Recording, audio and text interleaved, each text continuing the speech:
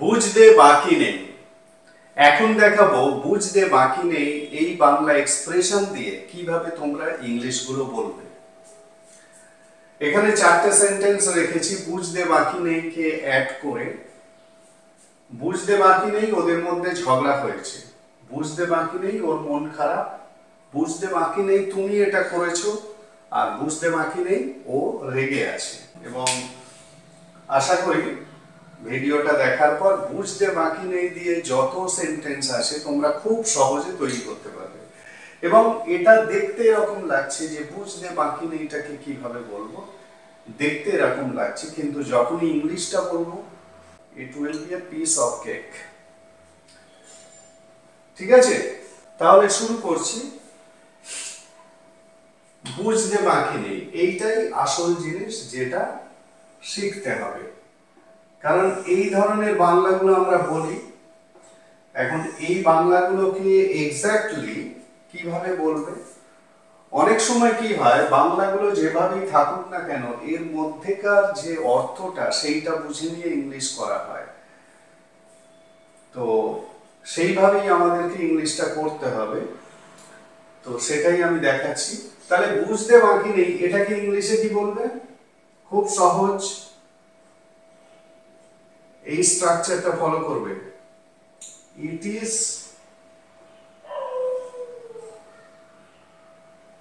obvious, it is obvious plus sentence। আশা করি বোঝা গেছে, খুব সহজ একটা structure. It is obvious plus sentence, এইটা ব্যবহার করে এই ধরনের সেন্টেন্স গুলো ইংলিশে বলো। ইট ইজ obvious মানেই হচ্ছে বুঝতে বাকি নেই, মানে এটা অতি স্পষ্ট। ঠিক আছে, এটা অতি স্পষ্ট, তার মানে এটাকে ঘুরিয়ে অন্য রকম ভাবে বাংলাটাকে বলা হচ্ছে যে বুঝতে বাকি নেই।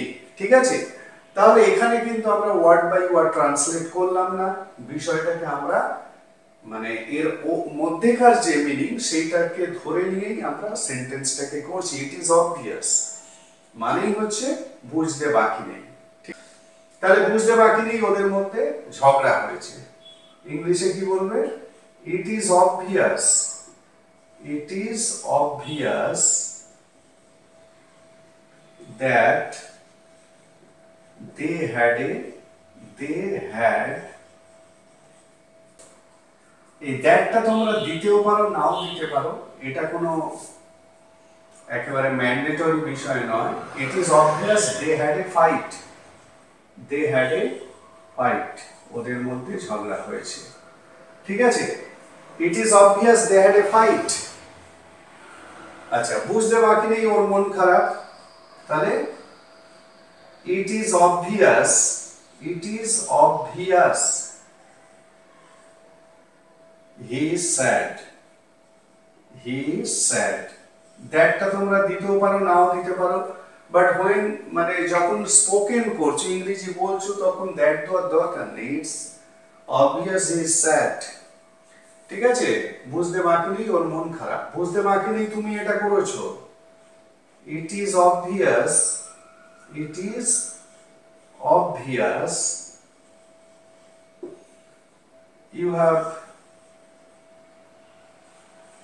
you have done this। ঠিক আছে, বুঝতে বাকি নেই ও রেগে আছে। it is obvious, it is obvious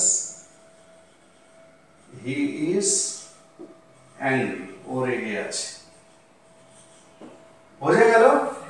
তাহলে বুঝতে বাকি নেই এটাকে ইংলিশে কি বলছো, ইট ইজ অবভিয়াস। তারপরে নেক্সট সেন্টেন্স যেটা থাকবে সেইটাকে টেন্স ওয়াইজ করে দেবে, তাহলেই হয়ে যাবে এই ধরনের বাক্যগুলো। আশা করি তোমরা বুঝতে পেরেছো। তাহলে এখন থেকে এই ধরনের বাক্যগুলোকে এইভাবে বলবে, বুঝতে বাকি নেই মানেই হচ্ছে ইট ইজ অবভিয়াস, ইটস অবভিয়াস। ঠিক আছে।